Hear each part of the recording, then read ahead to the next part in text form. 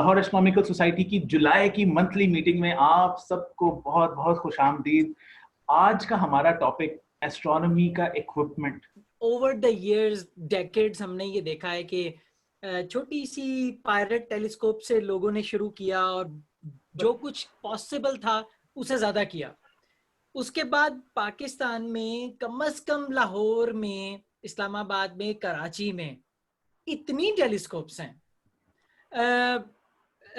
मेरा ये ख्याल है ज़ाती तौर पे कि वो टेलीस्कोप्स लोग यूज़ नहीं कर रहे और इससे उनको गुनाह हो रहा है। तो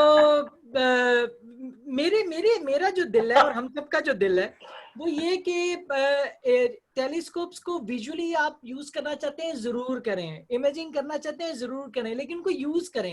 अच्छा, कुछ चीजें मैंने देखी हैं कि बहुत सारे लोग मुझसे राब्ता करते हैं कि हमारे पास टेलीस्कोप है लेकिन यार 2 साल से यूज नहीं हुई तो मैं चाह रहा हूँ किसी को बेच दूं।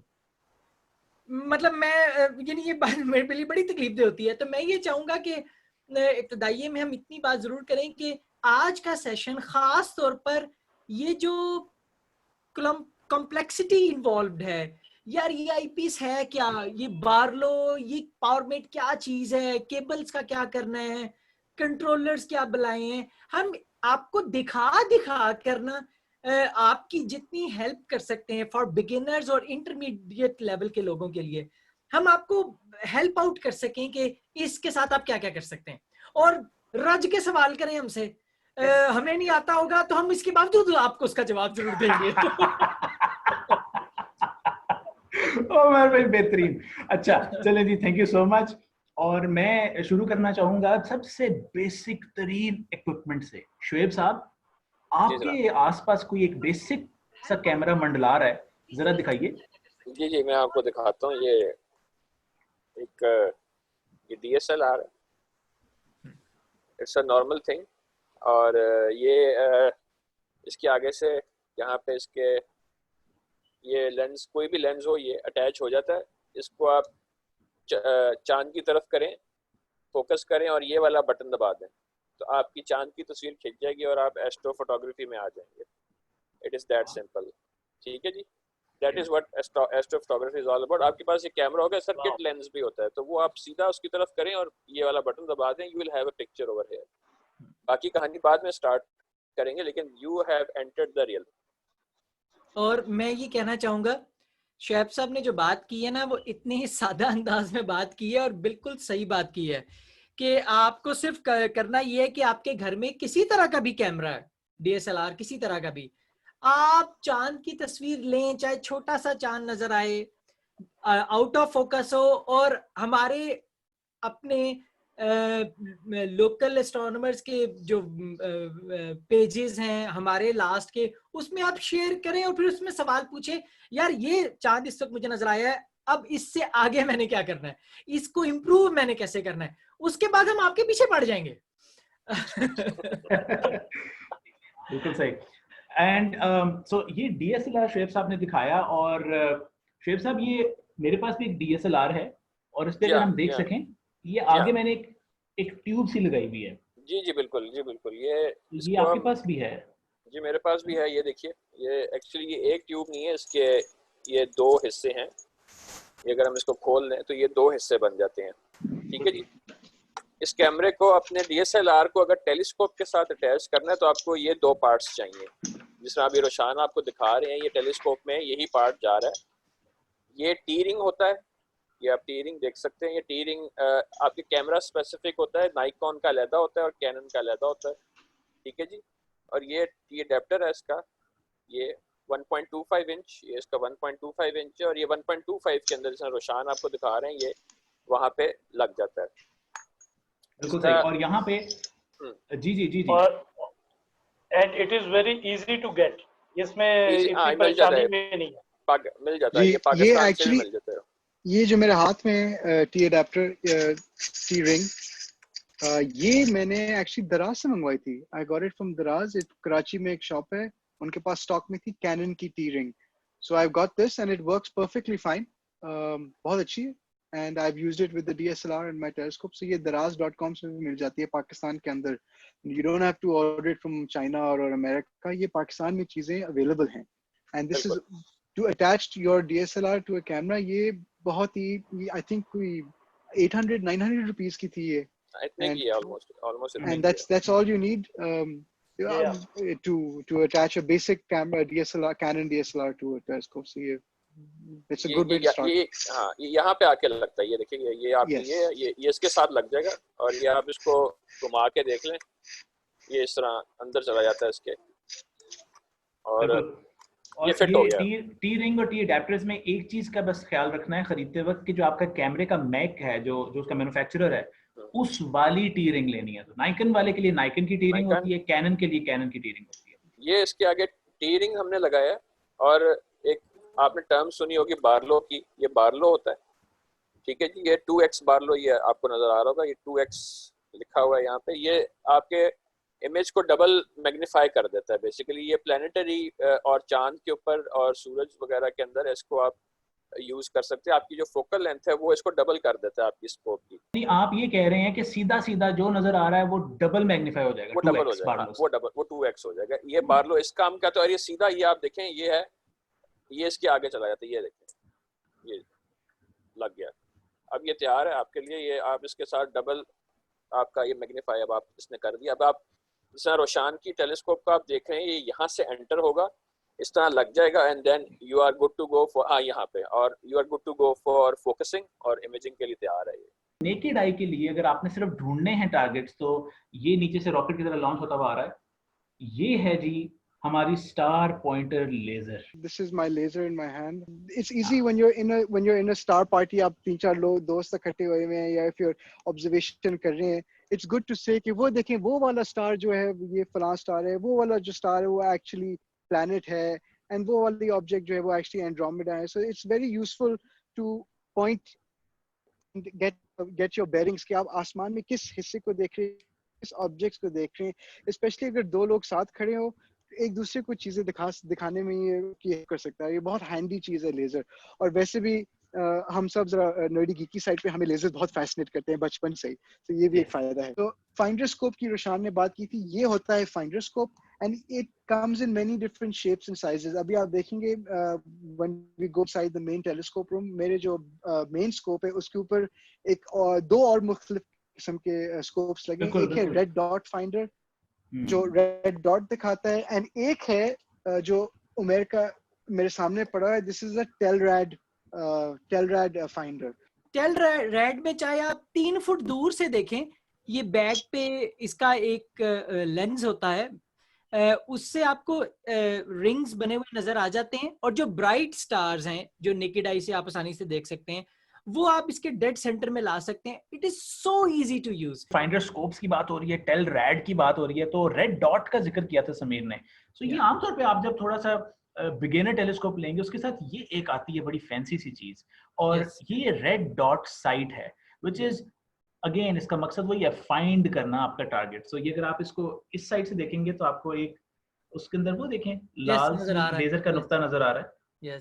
सो इस तरह ये नुक्ता जिस ऑब्जेक्ट के ऊपर होगा, वो ऑब्जेक्ट आपकी आई पीस में से आपको नजर आ रहा होगा. हाँ, अभी रोशन पता नहीं ये बात हुई है नहीं, जो लोग बिल्कुल बिगिनर्स हैं उनके लिए फाइंडर्स की जरूरत हमें क्यों होती है? फाइंडर की जरूरत हमें इसलिए होती है कि जो हमारी मेन टेलीस्कोप है, ये अरोरा जो समीर के हाथ में ये रोशान के हाथ में मेन टेलीस्कोप है, इसका जो मैकेनिकल एक्सेस है, ऑप्टिकल एक्सेस है, जिसके ऊपर ये सादा यानी जो टेलीस्कोप ये बड़े वाली जिस चीज को देख रही है, चूंकि टेलीस्कोप मैग्नीफाई करती है तो हमें बहुत छोटा व्यू नजर आता है. ये जो अंदर से आपको दिखा रहे हैं वो छोटा व्यू नजर आता है. अच्छा, अब किसी ऑब्जेक्ट को इस छोटे व्यू में डालना बहुत मुश्किल काम होता है. आप हिला हिला के थक जाते हैं, और कोई मून भी बहुत कभी आपको मिल रहा होता. सो होता ये कि आप टेलीस्कोप का मेन ऑप्टिकल एक्सेस और जो फाइंडर स्कोप का एक्सेस है, इसको जमीन के किसी ऑब्जेक्ट के साथ अलाइन पहले करते हैं, जैसे किसी ट्री की टॉप या कोई पोल लगा होता है इलेक्ट्रिसिटी का, उसके टॉप, उसको बराबर कर लेते हैं दोनों को, और उसके बाद फिर आप इसको ले जाते हैं आसमान की तरफ. और जो छोटी फाइंडर स्कोप है, चूंकि इसका फील्ड ऑफ व्यू बहुत ज्यादा है, आपको आसानी से स्टार मिल जाता है. और जब आप इसके क्रॉस हेयर पे, रेड डॉट के ऊपर, ग्रीन लेजर के टारगेट के ऊपर कहीं पे भी आप इसको क्रॉस हेयर्स में ले आते हैं, तो ये जिस तरह रेड डॉट हमें नजर आ रहा है रोशान के टेलीस्कोप में, तो आप उसके बाद अपनी मेन टेलीस्कोप से देखते हैं तो वही स्टार या वो ऑब्जेक्ट आपकी मेन टेलीस्कोप में भी होता है। एक बहुत इंपॉर्टेंट पार्ट भूलना नहीं है डीएसएलआर के साथ, दैट इज वेलोमीटर। कंटिन्यूस इमेजिंग के लिए ये बहुत जरूरी है। बार बार आपको शटर बटन प्रेस नहीं करना पड़ेगा जिससे आपकी टेलीस्कोप हिलती है, माउंट हिलता है और आपका इमेज जो है वो जाहिर बात है बार बार, it's very small part but very important. ये मेरे पास 2 आईपीसेस हैं जो कि आमतौर पे आपके नए टेलीस्कोप के साथ आएंगी। साथ आते हैं 25 mm का आता है और एक 10 mm का आपको आईपीस मिलेगा जब आप एक बेसिक टेलीस्कोप खरीदेंगे। 25 mm ये बेसिकली आईपीसेस 25 mm आपको एक ब्रॉड व्यू देगा। एक चीज आप सामने देख रहे हैं, चांद आपको एक छोटा नजर आएगा लेकिन उसके इर्द भी आपको चीजें जो हैं वो नजर आएंगी, एक स्पेस नजर आएगी। जब आप 10 mm डालेंगे तो आप चांद के और करीब चले जाएंगे, आपको चांद एकदम बड़ा नजर आना शुरू हो जाएगा और उसके खड्डे शड्डे भी आपको जो है वो अच्छे तरीके से नजर आना शुरू हो जाएंगे। लोगों की ज़हन में मोटी एक बात रहनी चाहिए कि जितनी फोकल लेंथ है आपकी टेलीस्कोप की, मसलन 1000 मिलीमीटर, आपने तकसीम करना है अपने आईपीस की फोकल लेंथ से। अब आपके पास है एक 25 mm या 26, एक है 9.7 mm, तकरीबन 10 हम समझ लें। 10। तो अब अगर आप 25 को नीचे रखें, 1000 को ऊपर रखें, उतनी मैग्निफिकेशन है। तो मैं ये समझता हूं कि जो आईपीस से शुरू में आते हैं ना टेलीस्कोप के साथ, वो प्लास्टिक के होते हैं, बेस्ट क्वालिटी के नहीं होते। वो बेसिकली होता है कि आप यूज कर लें अपनी टेलीस्कोप को, लेकिन अगर आप विजुअल के शौकीन हैं तो फिर आपको आईपीसेस का अपना सेट कम से कम 2 आईपीस रखने चाहिए, 2 या 3। एक अच्छा टारगेट करें कि आपकी जो टेलीस्कोप की फोकल लेंथ है कौन से आईपीस के साथ आपको क्लस्टर दिखाएगी, ओपन क्लस्टर दिखाएगी। एक आप ओपन क्लस्टर्स के साइज का रख लें और एक आप प्लेनेटरी या लूनर के साइज का रख लें जो ज्यादा मैग्निफिकेशन वाला हो। और I mean this is very important कि आप ये करें। अच्छा, फिर एक और बात रोशान जो दिखा रहा है आईपीसेस कि आईपीसेस में डिपेंड करता है कि आपकी एग्जिट प्यूपल कितनी है। हर आईपीस की जितना एग्जिट प्यूपल ज्यादा होगी आप उतना कंफर्टेबली देख सकते हैं, लेकिन ग्रेजुअली भी उनकी प्राइसेस ज्यादा होना शुरू हो जाती हैं। फिर ये होता है कि आई रिलीफ कितना है, ये भी आप आईपीस से पढ़ सकते हैं। आई रिलीफ भी आपकी आई को ज्यादा कंफर्टेबल करेगा। फिर एक चीज होती है कि अपरेंट फील्ड ऑफ व्यू क्या है। अपरेंट फील्ड ऑफ व्यू कि जब आपने आईपीस में से देखा है तो आपको स्काई कितना फील हो रहा है, 90 डिग्री फील हो रहा है, 45 डिग्री फील हो रहा है, कितना फील हो रहा है। अच्छा, अब ये बहुत मैटर करता है क्योंकि ये तब प्लीजिंग लगता है। मेरे पास जो सबसे बड़ा आईपीस है वो 82 degree apparent field of view का है, लेकिन 100 डिग्री फील्ड ऑफ व्यू के आईपीसेस अवेलेबल हैं। ऑब्वियसली उनकी प्राइसेस ज्यादा हैं और जो सबसे बड़ा आईपीस है इसमें वो 120 डिग्रीज है। और उसके मुताबिक लोग ये कहते हैं कि उस आईपीस में आप ऐसे नहीं देख सकते, आपको एक्चुअली ऐसे और ऐसे देखना पड़ता है। लिटरली पीपल से दैट $1000 का वो आईपीस है 120 डिग्रीज का। सो अगेन इट्स लाइक आप बात कर रहे हैं सुजुकी, टोयोटा, BMW, मर्सिडीज, आप जो बातें कर इसमें ये आप नहीं कह सकते कि बेस्ट एवर आईपीस कौन सा। अगर आप, मैंने ऐसे लोग देखे हैं जो पूरा सेट खरीदते हैं नेगलर का, उनके पास 16-20 आईपीसीस होते हैं, वो शौकीन है। एक टर्रेट मिलता है, शुएब को पता होगा शायद, टर्रेट होता है जिसमें आपने आईपीसीस लगाए होते हैं 5 और 6 और आप ऐसे उसको घुमा घुमा के, आईपीस निकालना नहीं पड़ता, आप घुमा घुमा के मैग्निफिकेशन, ओह माय गॉड, लेकिन people do that. Zoom eyepiece often जो मेरे हाथ में often aren't the best quality because as a general rule in photography आप जितना ज़्यादा glass आप between your eye or your sensor and the sky आप डालते हैं उतनी quality गिर जाती है। So the कोशिश यही होती है कि हम हमारे जो lenses, जो महंगे lenses and eyepieces होते हैं, they have very high quality and less glass in them, which is why they are so expensive. So zoom eyepieces में काफी, there's a lot of glass in there, so it's not they're not the best quality, but for observations, backyard observation, casual observing, and starting out, they're very handy. So this is a zoom eyepiece. This is a 2-inch zoom eyepiece. ये 2-inch के scopes में लगता है, and इसके अंदर you can be 24 mm, you can be 20 mm, 16, 12, 8 mm, which is very zoomed in. And इसका आपको if you can see इसमें आपको maybe you can see Yes, yes. aperture close हो रहा है, zoom in and zoom out हो रहा है. Yeah, So this yeah. is a good option, and ये भी I think locally मिल जाते हैं. I think people in Karachi were storing these. These are also good, and ये आपको quarter inch size में भी मिल जाते हैं, 1 1/4 inch में भी मिल जाते हैं. So these are good to have if you don't want to invest in a lot of eyepieces. But ये वही वाली कहानी है कि आपके पास you can use a zoom lens with your camera, or you can buy prime lenses with your camera. So it's the same principle for astronomy. You can use zoom eyepieces for convenience, or you can use high-end, excellent quality glass Negler prime eyepieces, which are beautiful. राजिया रियाज से पूछती हैं, what is your view about Celestron Power Seeker 127 EQ? It's a nice start, but you can save a bit more and get a one step more thing जो आपको कम से कम 3-4 साल 5 साल आपको ये गुजार देगी. बेशक ऑल्ट एजी हो जाए या कोई चीज हो जाए, उतनी देर में आप अपने लोकल एस्ट्रोनॉमी क्लब को यूज कर सकते हैं फॉर इन केस ये थोड़ा सा वायरस वाला काम खत्म हो जाए, तो you can use that also. ये आसिम सुहेल साहब हमारे से पूछते हैं, और आई थिंक ये काफी इंपॉर्टेंट सवाल है. फास्ट न्यूटोनियंस के हवाले से वो सवाल करते हैं. वो पूछते हैं, if you have a fast Newtonian, is it possible to take high resolution pictures of planets at prime focus? और वो अपने इस सवाल को अपनी एक एक्सपीरियंस के साथ लिंक कर रहे हैं कि उनके पास f5 8 इंच डॉप्सोनियन है, जिसके साथ वो विजुअली देखें तो सितारे इतने बड़े नजर आते हैं, लेकिन प्राइम फोकस इमेजिंग करें तो वो बिल्कुल ही टींडू हो जाते हैं. इसका वो क्या करें? डिपेंड करता है कि उनका वो जो कैमरे का चिप है वो क्या है, उसका साइज कितना है. सो उन्हें क्रॉप करना पड़ेगा, और क्रॉप करके उन्हें जूम करना पड़ेगा. वो एक्चुअली फील्ड ऑफ व्यू देख रहे हैं ना, तो फील्ड ऑफ व्यू उनको बहुत बड़ा नजर आ रहा है. दूसरी बात ये कि न्यूटोनियन से यस एब्सोल्युटली आप हाई रेजोल्यूशन इमेजिंग कर सकते हैं.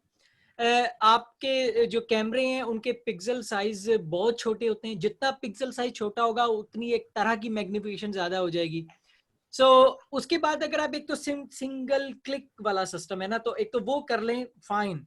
लेकिन उसके बाद जो और मेथड्स हैं जो हम एमेचर एस्ट्रोनॉमर्स यूज करते रहते हैं, वीडियोस बना ली, रजिस्टर से गुजार दिया, ये सारी बातें हम आपकी हेल्प के लिए अवेलेबल हैं. परेशान ना हो ये बात सुन के.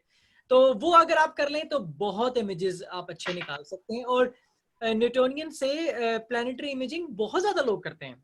जी उमैर भाई, और ये एग्जांपल मैं दिखाने लगा हूँ आसिम साहब को कि ये इमेज एक न्यूटोनियन डॉप्सोनियन टेलीस्कोप से ली गई थी और फोन से ली गई थी. ये ये काम कर सकते हैं. नहीं जी, ये इमेजेस का बर्स्ट मोड था.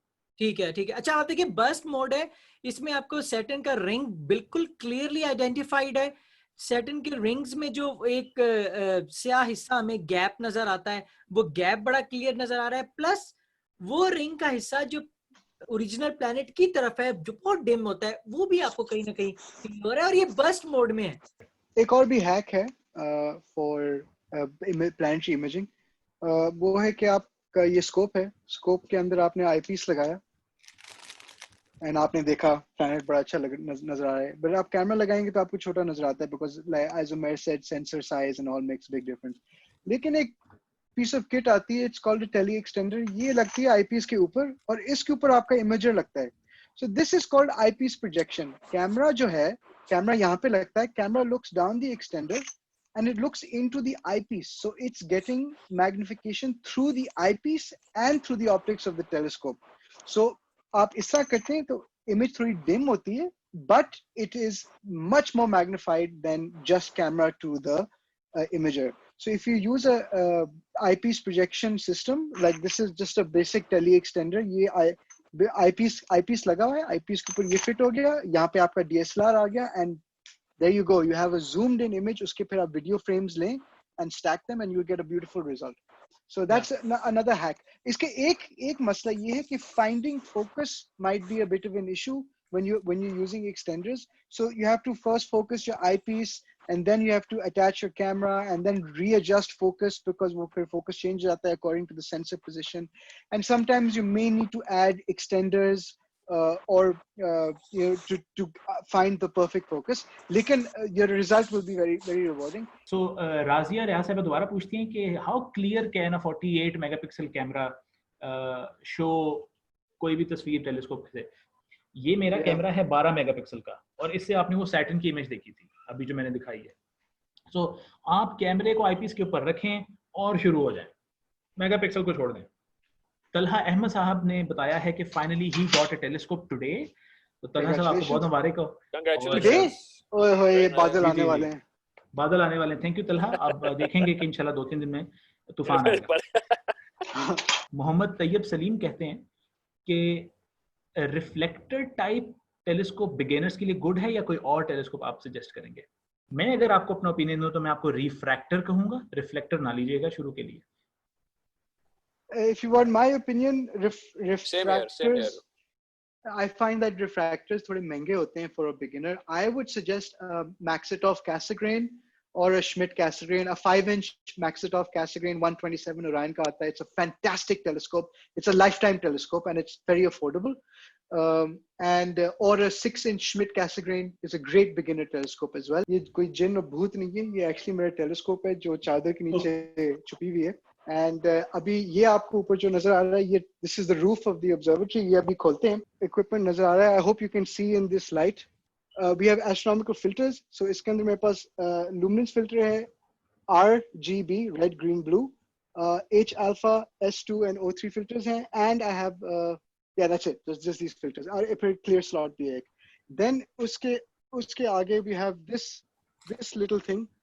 जो शायद आपको नजर आ रहा है, ये this is an off-axis guider. Actually, ये है. This is the off-axis guider. So after the filter wheel, I have this little. इसके अंदर एक prism है, and इस prism के through it, whatever the telescope sees, that light is a portion of that is reflected into this. And ये एक auto guider camera लगा है, ये भी S-Bic का ही है. And इसकी job is to help keep the stars stable in the sky and help guide the telescope. In fact, let me plug in the power for the camera because इसकी जो आवाज होती है ना, it's like music to our ears. I don't know if you can hear. वो जैसे car गला गाता है ना, that is the sound. Exactly. The singer clearing his throat. So that is the sound of the camera starting up. It's checking its shutter. The filter wheel is checking. It's going through its self-diagnostics, and that sound is music. Because वो sound ना आए, that means something is wrong, and we should be very worried. ये जितना काम समीर कर रहे हैं, ये इक्वेटोरियल माउंट्स के लिए करना होता है. आमतौर पे मेजॉरिटी लोगों के पास सादा माउंट है जिसको हम एल्ट एज कहते हैं, और उसके अंदर ये सब नहीं होता. इसलिए अगर आपको ये थोड़ा अनफेमिलियर लग रहा है तो उसकी वजह ये है कि इक्वेटोरियल माउंट्स की पूरी दुनिया है जिसमें ये स्टेप्स जरूरी होते हैं अलाइनमेंट के लिए. ये देखें, मेरे लिए टेलीस्कोप को तैयार करना पता है कितना मुश्किल काम है. ये देखें, मेरे लिए टेलीस्कोप को तैयार करना इतना मुश्किल काम है. लो भाई, चलो जी शुरू हो जाओ, चलो जी शुरू हो जाओ. ये तो ये मुझे बताएं कि फिर उमैर भाई और अली भाई कि ये अगर मैं इतने आराम से ये कर सकता हूँ तो समीर इतना क्यों खप रहा है, वो इतना क्यों लगा हुआ है इंडेक्स मार्कर्स पे, क्या जरूरत है उसकी? दो रीजंस हैं रोशान. बहुत आपने अच्छा सवाल किया है. और शुरू में जब हमने भी टेलीस्कोप्स ली और इनको यूज करना शुरू किया तो खप जाते थे कि ये सारा क्या है और ये क्यों है, और इक्विपमेंट के अपने फिर मसले शुरू हो जाते हैं. सो बुनियादी तौर पे रोशान, आप जिस तरह की व्यूइंग करते हैं आई पीस से, तो अगर आप व्यूइंग कर रहे हैं फिर तो कोई ख़ास ज़रूरत नहीं है अलाइनमेंट की, स्पेशली अगर प्लानिटरी और ल्यूनर है. तो लेकिन अगर इमेजिंग में आना है तो कुछ देर के लिए अगर तस्वीरें उतारनी है किसी भी कैमरे से तो तब भी ठीक है. इसमें दो मसले हैं. एक तो ये कि जब आपने लॉन्ग एक्सपोजर करना है उतनी देर में स्काई मूव हो जाता है, और स्काई इसलिए नहीं मूव होता कि स्काई मूव हो रहा है, स्काई इसलिए मूव होता है कि जमीन घूम रही है. ठीक है. अच्छा, अब जब जमीन के घूमने की वजह से स्काई घूम जाता है तो वो फिर इमेज हिल जाता है. ये ऐसा ही है कि जिस तरह मेरी कोई तस्वीर उतारना चाहे और मैं ऐसे हिल जाऊं तो वो तस्वीर हिली हुई आएगी. और अगर फर्ज करें मैं हिलने से बाज नहीं आ रहा तो इमेजर ये कर सकता है कि अच्छा यार इस बंदे की तरफ कैमरा घुमाते जाते हैं. सो जो सैम अपनी टेलीस्कोप में दिखा रहे हैं वो ये दिखा रहे हैं कि जो उनका इक्विपमेंट है, जो उनका सेटअप है, वो स्काई को ट्रैक कर सकेगा. टेलीस्कोप उनकी स्काई को ट्रैक कर सकेगी, इससे लॉन्ग एक्सपोजर होगा. नंबर 2 रीजन जो मैं बताना चाह रहा था वो ये कि पॉइंटिंग जो है उनकी टेलीस्कोप की कंप्यूटर से हो जाएगी। वो सिर्फ कंप्यूटर में कहेंगे I don't know M31 button press करेंगे गो टू का और सॉफ्टवेयर टेलीस्कोप को कहेगा ये करो और उसकी 2 मोटरें हिलेंगी और वो सारी लंबी डिटेल है, लेकिन वो टेलीस्कोप खुद ही उस ऑब्जेक्ट की तरफ चली जाएगी। अल्लाह कनेक्ट करवा देंगे, अल्लाह कनेक्ट करवा देंगे। हाँ यार हम लाइव जा रहे हैं, मैं सब कुछ चेक करके आया हूँ, डोंट वरी। तो ये आपके सामने planetarium software, this is the sky X professional edition. It is a incredible software. Wow, amazing amazing. इससे कैमरा कंट्रोल हो जाता है, ऑटो गाइडर कंट्रोल हो जाता है, फिल्टर व्हील कंट्रोल हो जाता है, everything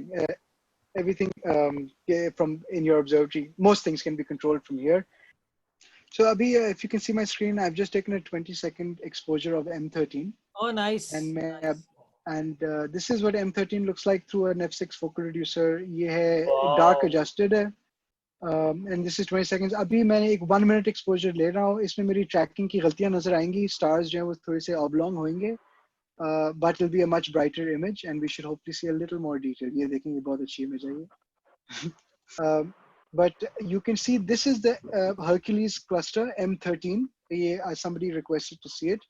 So अब समीर जो हैं वो जा रहे हैं टेलीस्कोप के पास और आप उनको देख सकते हैं, और ये एक मास्क वो जो कह रहे थे बार्टिनॉफ वो चढ़ाएंगे उसके ऊपर, और आप देखेंगे कि वेगा जो आप सबको नजर आ रहा है स्क्रीन पे, इसके ऊपर एक एक्स नुमा पैटर्न बनेगा। थोड़ी सी एडजस्ट होने वाली। इस्माइल मोइनुद्दीन कह रहे थे उन्होंने डंबल नेबुला देखना है। सो वाओ समीर, ये तो हमें कुछ नजर आ रहा है। So this is H alpha. Now what you can, I'll bring my cursor back there, and ये आपकी ADUs अब आप देखें। Yes. So अब ये O3 filter लगाया है, which captures bluish light, and ये आगे जी O3 की image, and there's a lot to learn. You can see very interesting areas like this area here, and बहुत खूबसूरत है, बहुत प्यारा है। yeah. I think it's a very good idea to go to M16. Ji Roshan, while I go to M16 आप बात करें। जी मोहम्मद अली साहब, आपके लिए एक सवाल, मुझे लगता है आप ज़्यादा बेहतर जवाब दे सकेंगे।